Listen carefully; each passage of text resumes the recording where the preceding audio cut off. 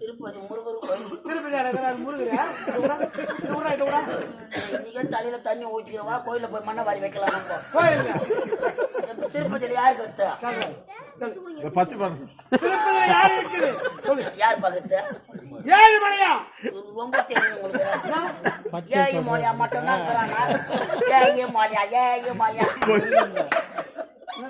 அந்த ரேணி குண்டா திரும்புறம் பாரு, அங்கேயே முருகர் கோயில் இருக்குது. அதை பார்க்கறது கிடையாது. மாலை மேடை அவன் சரிக்கிட்டு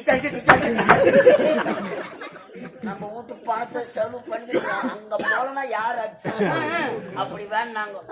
வேண பிறகு 10 வருஷம் சொல்லு. 10 வருஷம் பொறுத்து எங்க அம்மா வயசு எங்க அம்மா பட்டாப்பாட்டி போடுகிற தெரிஞ்சு சரி கரும்பு வெட்ட கை படுத்துமா